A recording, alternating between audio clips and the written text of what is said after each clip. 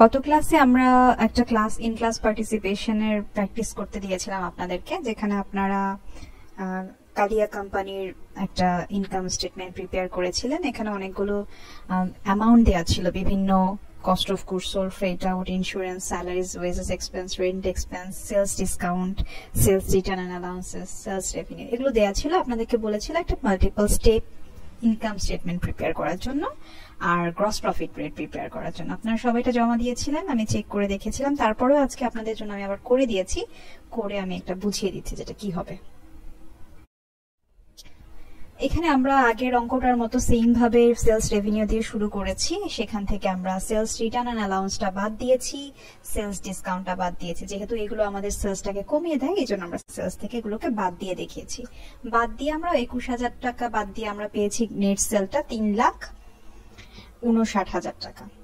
এটা থেকে আমরা আমাদের কস্ট অফ গুডস সোল্ড গুলোকে বাদ দিয়েছি, মানে যে এটা খরচ হয়েছে আমার প্রোডাক্টটা তৈরি করার জন্য।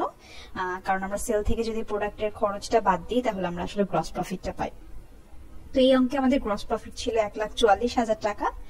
এরপরে আমরা বাদ দিয়েছি আমাদের কিছু অপারেটিং এক্সপেন্স ছিল। অপারেটিং এক্সপেন্স কোনগুলো? যেগুলো আমাদের প্রতিষ্ঠানের সেল পর্যন্ত আসতে, মানে সেলিং রেভিনিউটা আর্ন করতে যে খরচগুলো হয়, সেই অপারেটিং খরচগুলোকে আমরা এখানে বাদ দিয়েছি। যেমন salaries, rent expense, freight out, insurance expense, এই সবগুলো খরচ মিলিয়ে হচ্ছে আমাদের টোটাল অপারেটিং এক্সপেন্স ছিল। এগুলো বাদ দেওয়ার পরে আমরা যেটা পেয়েছি সেটা ছিল হচ্ছে নেট ইনকাম। এখানে নেট ইনকাম পেয়েছি আমরা 43,000 টাকা। এগুলো আপনারা নিজেরাই করেছেন, আমাকে আসলে এখানে বলার কিছু নাই। এরপরে আপনারা যেটা করেছিলেন সেটা হচ্ছে একটা গ্রস প্রফিট রেট বের করেছিলেন। গ্রস প্রফিটের রেটের সূত্রটা আমরা আগেই পড়েছি, সেটা হচ্ছে gross profit divided by net sale equal to gross profit rate. তার মানে হচ্ছে আমাদের এই কালিয়া কোম্পানির জন্য 1,44,000 টাকা ছিল গ্রস প্রফিট। এটাকে ভাগ করেছি আমরা নেট সেল দিয়ে, মানে 3,59,000 টাকা দিয়ে ভাগ করেছি। তো গ্রস প্রফিট রেট বের হয়েছিল 40.11%, মানে হচ্ছে 40%। তো এরপরে আমরা মন্তব্য করার জন্য এরপরে কোনো আসলে রিকোয়ারমেন্ট ছিল না। যদি মন্তব্য করতে হয় তাহলে হয়তো বা আমাদেরকে নেট সেলের যে পার্সেন্টেজটা সেটা বের করতে হতে পারে, আর তারপরে আমাদেরকে বলা যেতে পারে যে আসলে আমাদের কিরকম কোম্পানিটা প্রফিটেবল কিনা। কিন্তু আমাদের এই পর্যন্তই ছিল রিকোয়ারমেন্ট, এর বাইরে আর কিছু ছিল না। আচ্ছা, এরপরে আমরা যেটা দেখেছিলাম সেটা হচ্ছে আমরা কিছু সার্ভিস প্রোভাইডিং কিছু কোম্পানির নাম বা কিছু প্রতিষ্ঠানের নাম জেনেছিলাম। আমরা তো জানি যারা প্রোডাক্ট নিয়ে যারা বিজনেস করে তাদেরকে আমরা প্রোডাক্ট ওরিয়েন্টেড বিজনেস বলি, যারা সার্ভিস প্রোভাইডার তাদেরকে আমরা সার্ভিস ওরিয়েন্টেড বিজনেস বলি। যেমন সার্ভিস কারা দেয়, যেমন কোনো কনসালটেন্ট হতে পারে, তো তার রেভিনিউ স্ট্রিমটা কি, মানে তার আয়ের খাতটা কি, আয়ের সোর্সটা কি, কনসালটেন্সি ফি হিসেবে যেটা নেয় সেটাই হচ্ছে তার রেভিনিউ স্ট্রিম। এইগুলো দেওয়ার কারণ হচ্ছে আমরা প্রোডাক্ট দিয়ে সহজেই বুঝতে পারি, যারা প্রোডাক্ট বিক্রি করে তাদের আয় তো আসলে প্রোডাক্ট বিক্রি থেকে যে সেলস রেভিনিউটা আসে সেটা তাদের আয়, কিন্তু যারা সার্ভিস প্রোভাইড করে তাদের আয়টা অনেক সময় আমরা বুঝতে পারি না, যে তাদের আয়টা আসলে কোথা থেকে আসতেছে। সেটা দেখানোর জন্য একটা ছোট্ট একটা চার্ট তৈরি করে দিয়েছি। এটা তেমন জরুরি কিছু না, এটা জাস্ট হচ্ছে আপনারা যেন প্রশ্নে যদি এই ধরনের সার্ভিস প্রোভাইডার নাম থাকে আপনারা যেন খুব সহজেই রেভিনিউ স্ট্রিমটা তাদের ধরতে পারেন, সেই কারণে হচ্ছে এই ধরনের একটা লিস্ট তৈরি করে দেয়া। তাহলে লয়ারের রেভিনিউ স্ট্রিমটা কি হবে, একজন যে লয়ার, যে একজন উকিল, তার রেভিনিউ স্ট্রিমটা কি হবে, সে যে লিগাল ফিসটা নেয় সেটা তার রেভিনিউ স্ট্রিম। আচ্ছা, প্রতিষ্ঠানে যদি একজন ডক্টরের হয়, একটা ক্লিনিক বা একটা হসপিটাল হয়, তাহলে তার রেভিনিউ স্ট্রিমটা কি হবে, তার আয়ের খাত কোনগুলো। ডক্টর যে কনসালটেন্সি ফিটা নিচ্ছে পেশেন্টদের কাছ থেকে, যে অ্যাডমিশন ফি নিচ্ছে, যে মেডিকেল টেস্ট ফি নিচ্ছে, বা any other medical service provide করার জন্য যে ফি নিচ্ছে, সেটাই হচ্ছে তার রেভিনিউ বা আয়। তাহলে একজন আর্কিটেক্ট বা ডিজাইনারের আয় কোনটা? একটা বাড়ি বানাতে বা ইমপ্লিমেন্ট করতে যে ফিটা সে নিচ্ছে, একটা ডিজাইন করতে যে ফিটা নিচ্ছে, সেটাই হচ্ছে তার আয়। একজন অ্যাকাউন্টেন্সি রিলেটেড ফার্ম বা অ্যাকাউন্টেন্ট বা অডিটরের রেভিনিউ স্ট্রিম তাহলে কি? অডিটিং ফি বা consultancy fees. At the same time ব্রোকারের রেভিনিউ স্ট্রিম হচ্ছে ব্রোকারেজ ফি। এডুকেশন ফার্ম বা স্কুল হলে অনেক সময় হয় না, হায়ার এডুকেশন, হায়ার স্টাডিজ এর জন্য কোনো এডুকেশন ফার্ম আছে যারা হেল্প করে থাকে, তো তারা যে কনসালটেন্সি ফি জানায় সেটা হচ্ছে তাদের জন্য একটা রেভিনিউ স্ট্রিম। আর আমরা জানি সকলে রেভিনিউটাকে আমরা কিভাবে রেকর্ড করি, রেভিনিউ সেলস রেভিনিউটা হচ্ছে ক্রেডিট।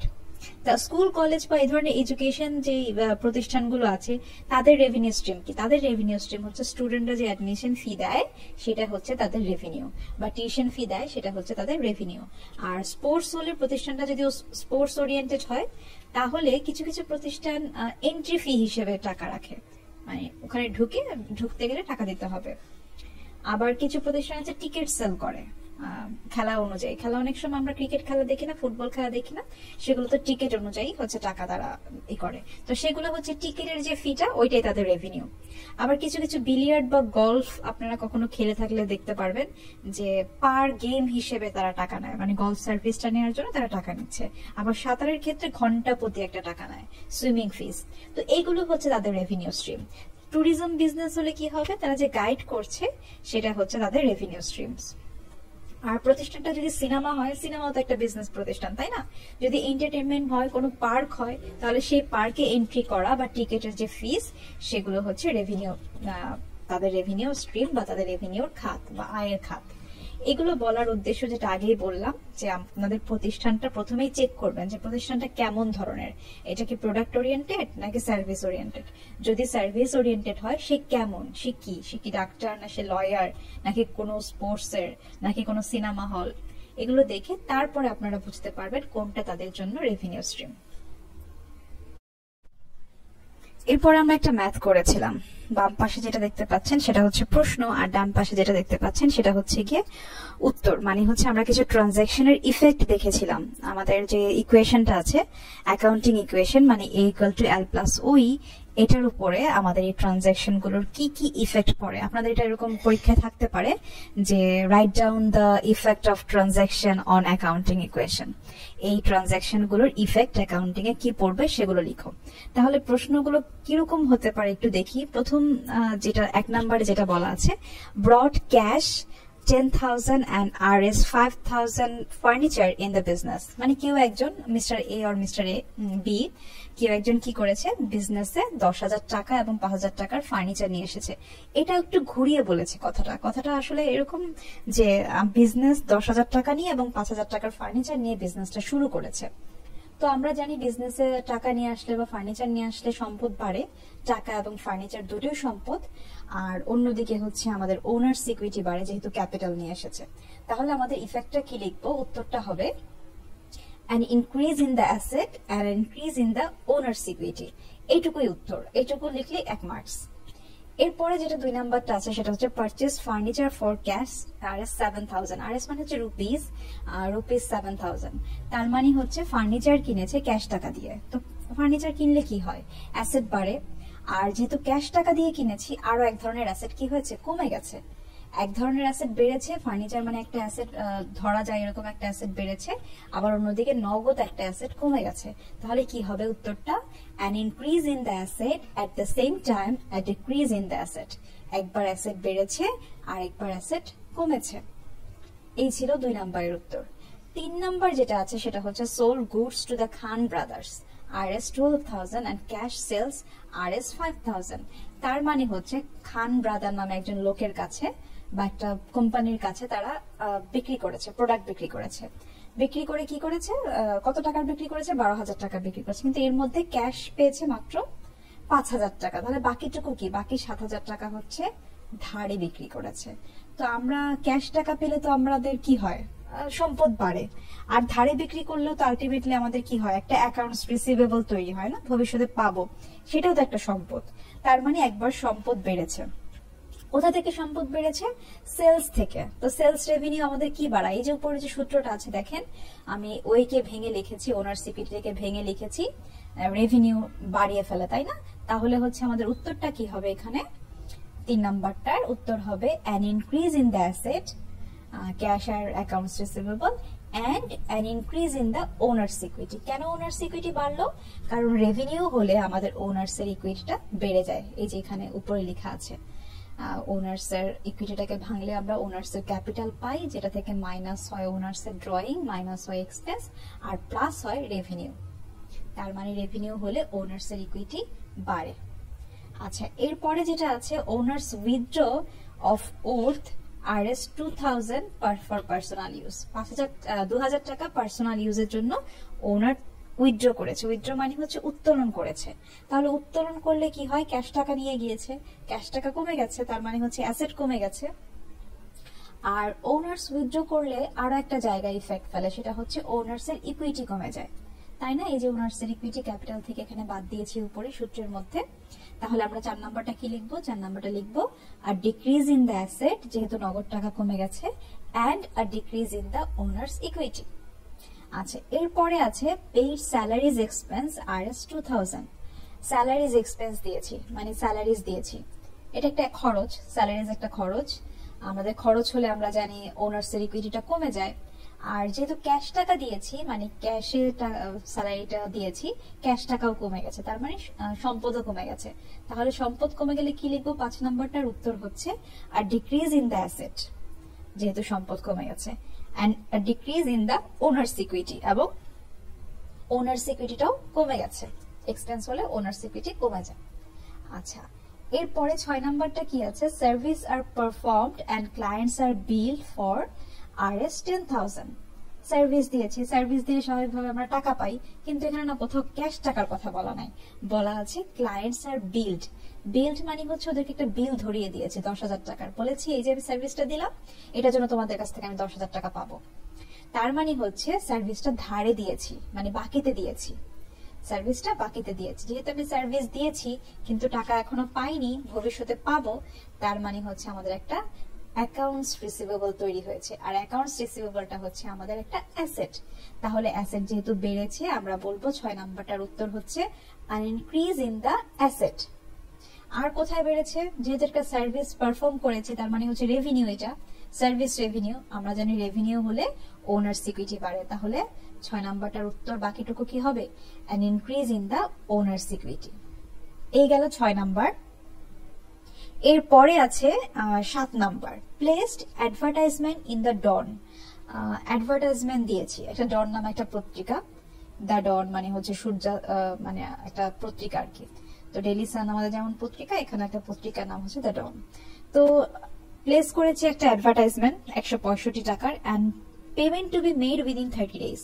তার মানে এখনো পেমেন্ট দেই নাই, শুধুমাত্র অ্যাডভার্টাইজমেন্টটা দিয়েছি, খরচটা করে ফেলেছি, কিন্তু পেমেন্টটা এখনো করি নাই, তার মানে বাকি রেখেছি, মানে বাকিতে অ্যাডভার্টাইজমেন্টটা দিয়েছি।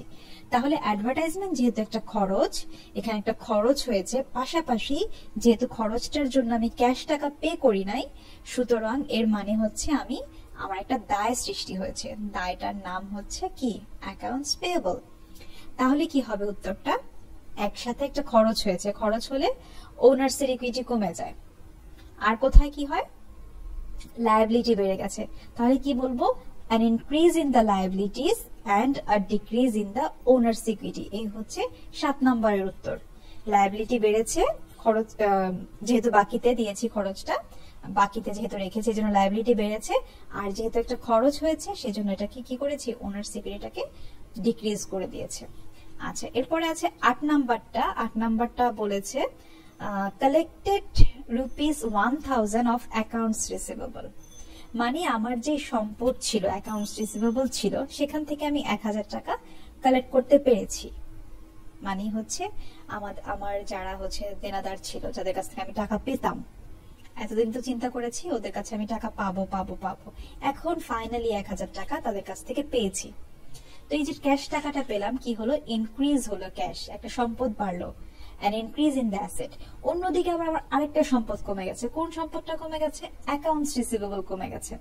তাহলে উত্তরটা হবে 8 নম্বরের উত্তর, an increase in the asset at the same time a decrease in the asset। এক ধরনের অ্যাসেট বেড়েছে, অন্য আরেক ধরনের অ্যাসেট কমেছে। এরপরে হচ্ছে 9 নাম্বার হবে, একটু ভুল হয়েছে। এরপরে হচ্ছে 9 number, incurred utility expense for months on account RS 150। Utility expense করেছি, মানে খরচ করেছি, মানে আমার বিদ্যুৎ খরচ করেছি। বিদ্যুৎ খরচ করি না আমরা প্রতি মাসে, তো বিদ্যুৎ খরচ করেছি, যেটা এখনো বিলটা এখনো দেই নাই। অন অ্যাকাউন্ট শব্দের অর্থ মানে হচ্ছে বাকি আছে। তাহলে ইনকার্ড ইউটিলিটিজ এক্সপেন্স, ইউটিলিটিজ আমি খরচ করে ফেলেছি, কিন্তু for the month on account হচ্ছে 150 টাকা, মানে বাকি আছে 150 টাকা। তাহলে আমার কি হয়েছে? ইউটিলিটি যেহেতু একটা খরচ, খরচ হলে আমাদের ওইটা কমে যায়, মানে ওনার্স ইকুইটিটা কমে যায়। আর পাশাপাশি যেহেতু এটা কি হয়েছে, এটা একটা দায় সৃষ্টি হয়েছে, তাই না? আমাকে দিতে হবে, যেহেতু এটা বাকি আছে, আমাকে ভবিষ্যতে টাকাটা দিতে হবে, এই জন্য একটা লায়াবিলিটি বেড়েছে। তাহলে কি বলবো? An increase in the liabilities, একটা লায়াবিলিটি বেড়েছে, and a decrease in the owner's equity, এবং ওনার্স ইকুইটি কমে গেছে। এই ছিল আমাদের ইফেক্ট। কেউ যদি আমাদেরকে তাহলে এরকম ট্রানজাকশন দিয়ে বলে যে আপনার অ্যাকাউন্ট ইকুয়েশনের উপরে কি কি ইফেক্ট ফেলবে, তাহলে এরকম করে উত্তর দেবেন। আচ্ছা, এগুলো জাস্ট হচ্ছে এখানে উত্তর লেখা, যে ওই উত্তরগুলো আমি এখানে বড় করে দেখিয়েছি। ওখানে এক পাশে নিয়ে যাওয়ার কারণ হচ্ছে যাতে আপনারা পাশাপাশি সাথে সাথে উত্তরগুলো দেখতে পারেন। এটা স্লাইডটা সেম স্লাইড। আচ্ছা, এরপরে আমরা সেম ট্রানজাকশন গুলোর জাবেদা করেছিলাম, মানে জার্নাল করেছিলাম। তো জার্নাল গুলো আমি আসলে এখানে ডেট দেই নাই, জাস্ট হচ্ছে 1 2 3 4 এরকম করে রেখেছিলাম। তো প্রথমেই দেখি, যেটা আমরা বলছিলাম যে প্রথম যে ট্রানজাকশনটা সেটা জাবেদা কি হবে। ক্যাশ টাকা নিয়ে বিজনেস শুরু করেছি আর ফার্নিচার নিয়ে বিজনেস শুরু করেছি। ক্যাশও বেড়েছে, ফার্নিচারও একটা সম্পদ, দুইটাই সম্পদ। তাহলে দুইটাই যেহেতু সম্পদ, দুইটাকে কি করব? ডেবিট করব। ক্যাশও ডেবিট, ফার্নিচারও ডেবিট। আর যেহেতু ওনার্স বিজনেসে ক্যাপিটাল নিয়ে এসেছে, তাই ওনার্স এর ক্যাপিটালটাকে ক্রেডিট করেছি। সেম ট্রানজাকশন গুলোকে আমরা জাস্ট জাবেদা করছি। যদি আপনি ইফেক্ট গুলো বুঝতে পারেন তাহলে জাবেদাটা বোঝা অনেক সহজ। 2 নাম্বারটায় কি করেছি? ফার্নিচার পারচেজ করেছি, সেটার জন্য যেহেতু সম্পদ বেড়েছে, সম্পদটাকে ডেবিট করেছি, মানে ফার্নিচারটাকে ডেবিট করেছি। আর যেহেতু ক্যাশ টাকা দিয়ে কিনেছি, মানে সম্পদ কমে গেছে, এই জন্য ক্যাশ টাকাকে ক্রেডিট করেছি। 3 নাম্বারটায় কি করেছি? খান ব্রাদার্স এর কাছে প্রোডাক্ট সেল করেছি, তার মধ্যে ক্যাশ সেল ছিল 5000 টাকা, বাকিটুকু ধারে, এটা আমরা আগেই বুঝিয়েছি। তাহলে ক্যাশ টাকা যেটুকু পেয়েছি সেটুকু দিয়ে আমি কি করেছি? ক্যাশটাকে ডেবিট করেছি, যেহেতু ক্যাশ টাকা পেয়েছি। আর বাকি যেটুকু আছে সেটুকু তো আমার অ্যাকাউন্টস রিসিভেবল, মানে ওগুলো পাবো ভবিষ্যতে, সেটাও একটা সম্পদ, সেটাকেও কি করেছি? ডেবিট করেছি। আর কোথা থেকে পাচ্ছি ক্যাশ আর অ্যাকাউন্টস রিসিভেবলটা? সেলস থেকে পাচ্ছি, এজন্য সেলস রেভিনিউটাকে ক্রেডিট করেছি। এই গেল 3 নাম্বারটা। এরপরে 4 নাম্বারটা হচ্ছে ওনার উইথড্র করেছে 2000 টাকা পার্সোনাল ইউজের জন্য। যেহেতু আমাদের ক্যাশ কমে গেছে, ক্যাশটাকে ক্রেডিট করেছি, আর ওনার্স এর উইথড্রটাকে ডেবিট করেছি। কারণ ওনার উইথড্র করলে আমরা জানি এটা ডেবিট হয়। কেন ডেবিট হয়? কারণ ওনার্স এর ইকুইটিটা কমে যায়। আচ্ছা, এরপরে যা আছে সেটা পরের পেজে আরেকবার দেখি। এটা সেম স্লাইড, জাস্ট লেখাগুলো একটু বড় করে দেখিয়েছি যাতে আপনাদের পরবর্তীতে বুঝতে বা দেখতে সুবিধা হয়। ওইটাতে একসাথে রেখেছি পাশাপাশি উত্তরগুলো রাখার জন্য। এরপরে আমরা ছিলাম হচ্ছে 4 নাম্বার পর্যন্ত করেছি। 5 নাম্বার হচ্ছে paid salaries expense. Salaries expense দিয়েছি 2000 টাকা। যেহেতু স্যালারিজ একটা এক্সপেন্স, এটা ডেবিট হয়, আমরা সকলেই জানি খরচগুলো ডেবিট হয়, এই জন্য 2000 টাকা ডেবিট করেছি। আর যেহেতু ক্যাশে পে করেছি, মানে ক্যাশ কমে গেছে, এই জন্য ক্যাশটাকে ক্রেডিট করেছি। এখন এখানে যদি স্যালারিজ না হয়ে রেন্ট এক্সপেন্স হতো তাহলে রেন্ট এক্সপেন্সটাকে ডেবিট করতাম। এখানে যদি রেন্ট না হয়ে ইউটিলিটিস হতো তাহলে ইউটিলিটিসটাকে ডেবিট করতাম। মানে যেই ধরনের খরচ হতো, রেন্ট এক্সপেন্স হতে পারে, ইউটিলিটিস এক্সপেন্স হতে পারে, মেইনটেনেন্স এক্সপেন্স হতে পারে, যেই ধরনের খরচগুলো হবে সেই খরচটাকে ডেবিট করব। আর ক্যাশে পে করলে ক্যাশটাকে ক্রেডিট করব। এখন যদি ক্যাশে পে না করে, 5 নাম্বারটা যদি আমি ক্যাশে পে না করে এটাকে যদি আমি বাকিতে রাখতাম তাহলে কি হতো? তাহলে স্যালারিজ হলে সেখানে স্যালারিজ পেয়েবল আসতো, সেটা যদি ইউটিলিটিস হতো তাহলে ইউটিলিটিস পেয়েবল আসতো। মানে সব মোট কথা হচ্ছে ক্যাশে দিলে আমরা ক্যাশটাকে ক্রেডিট করব, আর যদি বাকিতে দেই তাহলে ওই জিনিসটারই পেয়েবলটাকে ক্রেডিট করব। মানে salaries payable, rent payable, utilities payable, এই সবগুলোকে, বা অ্যাডভার্টাইজমেন্ট পেয়েবল, এই সবগুলোকে তখন আমরা এরকম করে পেয়েবল করব। আচ্ছা, এরপরে কোনটা আছে? 6 নাম্বারটা দেখি। Service are performed and clients are bill 10,000। Service perform করা হয়েছে এবং ক্লায়েন্টকে বিল করা হয়েছে 10,000 টাকা। তার মানে হচ্ছে এটা একটা অ্যাকাউন্টস রিসিভেবল, যেহেতু সার্ভিসটা আমরা বলেছিলাম আগে বাকিতে দিয়েছি, যেহেতু ক্যাশ টাকার কথা বলা নাই, ভবিষ্যতে আমরা টাকাটা পাবো। অ্যাকাউন্টস রিসিভেবল তাহলে যেহেতু সম্পদ, এই জন্য 6 নাম্বার ওকে কি করেছি? ডেবিট করেছি 10,000 টাকা। আর কোন খাত থেকে এসেছে? সার্ভিস রেভিনিউ খাত থেকে এসেছে, এই জন্য সার্ভিস রেভিনিউটাকে ক্রেডিট করেছি। ডান পাশে যে জাবেদাটা দেখা যাচ্ছে এটা হচ্ছে উত্তর, আর বাম পাশে হচ্ছে প্রশ্নগুলো। আচ্ছা, এরপরে 7 নাম্বারটা কি করেছি, একটা অ্যাডভার্টাইজমেন্ট দিয়েছি, আগে বললাম ডন পত্রিকা একটা অ্যাডভার্টাইজমেন্ট দিয়েছি 165 টাকা দিয়ে, যেটার পেমেন্ট আমি এখনো করি নাই, তার মানে হচ্ছে এটা বাকিতে আছে বা ধারে আছে। তাহলে আমি কি করব, অ্যাডভার্টাইজমেন্ট এক্সপেন্স ডেবিট করব, অ্যাকাউন্টস পেয়েবলও করতে পারি, অথবা অ্যাডভার্টাইজমেন্ট এক্সপেন্স পেয়েবলটাকে ক্রেডিট করব, মানে একটা দায় সৃষ্টি করব আর কি, যেহেতু এটাকে আমরা পে করি নাই। আচ্ছা, এরপরে 8 নাম্বারটা যা আছে সেটা হচ্ছে কালেক্টেড 1000 টাকা of accounts receivable. Accounts receivable থেকে 1000 টাকা পেয়েছি, তার মানে ক্যাশ টাকা পেয়েছি, ক্যাশ বেড়েছে, ক্যাশটাকে ডেবিট করেছি। অন্যদিকে অ্যাকাউন্টস রিসিভেবলটা যেহেতু কমে গেছে, অ্যাকাউন্টস রিসিভেবলটাকে কি করেছি, ক্রেডিট করেছি, মানে সম্পদ কমে গেছে বলে ওকে ক্রেডিট করে দিয়েছি। আচ্ছা, এরপর 9 নাম্বারটা হচ্ছে ইউটিলিটিস বিল বাকি পড়ে গেছে, তার মানে হচ্ছে আমার ইউটিলিটিস এক্সপেন্স আমি করে ফেলেছি কিন্তু টাকাটা এখনো পে করি নাই, তার মানে হচ্ছে ইউটিলিটিস পেয়েবল আমার হবে। ইউটিলিটিস এক্সপেন্সটা হবে ডেবিট, আর ইউটিলিটিস যেহেতু এখনো দেই নাই, দিতে হবে ভবিষ্যতে, এই জন্য ইউটিলিটিস পেয়েবলটা হয়েছে ক্রেডিট। একটু আগে যেটা বলছিলাম, এরকম যদি হয় রেন্ট দেই নাই, রেন্টের এক্সপেন্স মানে রেন্ট এক্সপেন্স হয়েছে 10,000 টাকা, সেটা এখনো পরিশোধ করা হয়নি, তাহলে কি হতো, রেন্ট এক্সপেন্স ডেবিট আর রেন্ট পেয়েবল ক্রেডিট হতো। এই ছিল আমাদের লাস্ট ক্লাসের জাবেদাগুলো।